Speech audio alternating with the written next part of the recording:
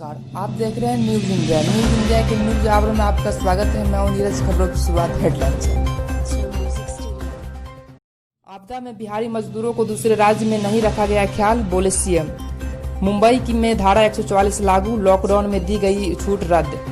भारत में WHO को दिया एक और तगड़ा झटका, कोरोना वायरस से इलाज में उठाएगा कदम। सीतामढ़ी के रूनी सैदपुर में रिटायर्ड फौजी के पोते को अगवा कर किया हत्या। लद्दाख में चीन की शरारत के पीछे एक दो नहीं कई वजह, रणनीति मोर्चे पर चल रहा दावेदारी। अब खबरें विस्तार से। मुख्यमंत्री नीतीश कुमार ने कहा कि कोरोना महामारी से बचाव के लिए मास्क पहनना एवं शारीरिक दूरी के नियमों का पालन कर सबसे कारगर साबित है। मास्क पहने रहने से कोरोना वायरस का संक्रमण एक से दूसरे व्यक्ति से नहीं फैलता है। मास्क पहने हुए व्यक्ति को संक्रमित होने का खतरा कम हो जाता है, इसीलिए सभी को मास्क पहनना जरूरी है। अब मास्क का पर्याप्त मात्रा में निर्माण हो रहा है। जीविका समूह द्वारा भी बड़ी मात्रा में मास्क का निर्माण किया जा रहा है। इससे जीविका समूह सहायता समूहों के आय में वृद्धि भी हो रही है। मास्क पहनने के लिए लोगों को प्रेरित भी किया जा रहा है। सरकार द्वारा ग्रामीण क्षेत्रों के सभी परिवारों को 100 रुपये मूल्य अंतर्गत चार मास्क और एक साबुन मुफ्त में उपलब्ध कराई जा रही है। योजना सरकारी क्षेत्रों के गरीब परिवारों के बीच भी शीघ्र चलाई जाएगी। मुख्यमंत्री के जनप्रतिनिधित्व के आग्रह किया कि सभी लोगों को मास्क पहनने के लिए प्रेरित। मुंबई शहर और अन्य आसपास के क्षेत्रों में बुधवार 3 जून 2020 को चक्रवात निसर्ग के सामना करना पड़ा।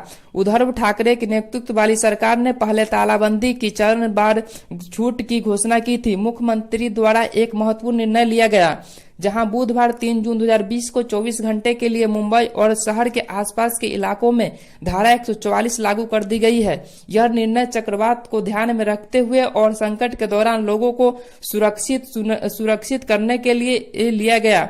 निर्णय के अनुसार सरकार ने 3 जून 2020 को निर्धारित लॉकडाउन को कम नहीं करेगी और अब इसे 2 दिनों के लिए स्थगित कर दी गई है। राज्य के तटीय क्षेत्रों में रहने वाले लोगों को सख्ती से गुरुवार 4 जून 2020 तक घरों में रहने की सलाह दी गई है।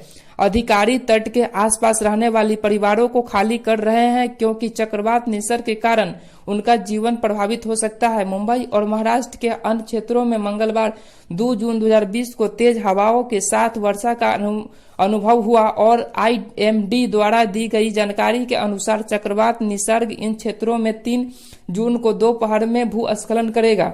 तीव्रता के देखते हुए विशेषज्ञों ने मुंबई में थाने, पालघर और कई अन्य इलाकों में रेड अलर्ट कर और लोगों को घर में रहने की सलाह दी गई।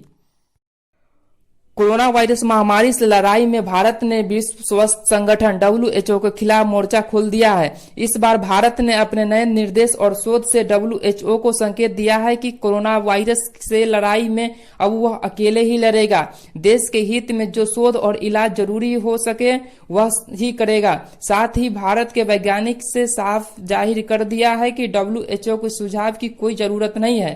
हाल ही में WHO के सदस्यों देशों के निर्देश जारी किया कि कोरोना वायरस के इलाज में हाइड्रोक्सी क्लोरोक्विन खतरनाक साबित हो सकता है, इसीलिए ट्रायल बंद कर दे। लेकिन भारतीय वैज्ञानिक ने सिर्फ इस दवा पर शोध किया, बल्कि ICMR ने अपने नए ताजे शोध में कहा कि हाइड्रोक्सी क्लोरोक्विन की दवा लेने पर कोरोना वायरस संक्रमण के खतरे में कमी देखी गई है।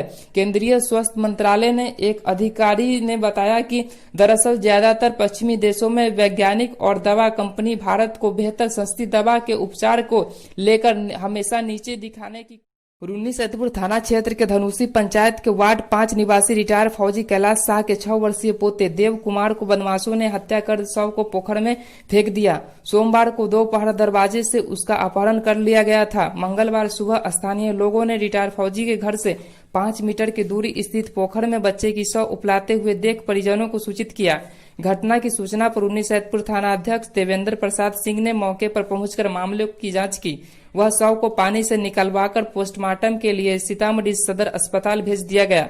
पुलिस के हत्या की गुत्थी सुलझाने के बदमाशों व सुराग पाने के लिए सुराग दस्तावेजों की भी मदद ली गई। हालांकि इससे पुलिस की कोई सफलता नहीं मिली। इधर बच्चे की शव को देखते हुए स्थानीय लोग हत्या के बाद शव को तेजाब से जलाने की बात कही रही। हालांकि पुलिस इससे इनकार कर रही है। बच्चे के पिता पंकज कुमार ने बताया कि देव कुमार सोमवार की दोपहर करीब 3 बजे से गायब था। काफी खोजबीन करने के बाद भी उसे नहीं मिलने पर रुन्नी सैदपुर पुलिस को अपहरण करने की। पूर्वी लद्दाख की सीमा पर भारत और चीन के बीच तनाव के पीछे लाइन ऑफ एजुकल कंट्रोल LAC को लेकर दोनों देशों के परसेप्शन को अलग अलग होना एक कारण है, लेकिन मौजूद तनाव की कोई एक वजह नहीं है। इसके कई पहलू है, राजनीतिक, आर्थिक, मनोवैज्ञानिक। यही वजह है कि सीमा पर तनाव के बहाने भारत और चीन के बीच एक साथ कई राजनीतिक मोर्चे पर दावे खेले जा रहे हैं। कोरोना के बाद चीन की छवि पर आघात हुआ है। वायरस कहां से पैदा हुआ, इसकी अंतर्राष्ट्रीय जांच के लिए भी दबाव बढ़ रहा है। तमाम कंपनियां चीन से निकल रही है और भारत को अपने अगले संभावित ठिकाने के लिए देख रही है। मोदी सरकार ने देश में चीन के निवेश पर कड़ी निगाहें रखनी शुरू कर दी है और इससे जुड़े नियमों सख्त कर दिया गया है। भारत भी काफी समय से अंतर्राष्ट्रीय समीकरण से नए सिरे से तय करने की कोशिश में है। चीन अब तक पाकिस्तान के जरिए भारत पर उलझकर रखना चाहता है कि ताकि वैश्विक पटल के मजबूती से ही उभरे, लेकिन अब भारत क्षेत्रीय महाशक्तिशाली के तौर पर दुनिया में अपनी दावेदारी मजबूत में से पेश कर रहा है। आज के खबर में बस इतना ही। बने रहिए आपके अपने चैनल न्यूज इंडिया पर। धन्यवाद। पूर्वी लद्दाख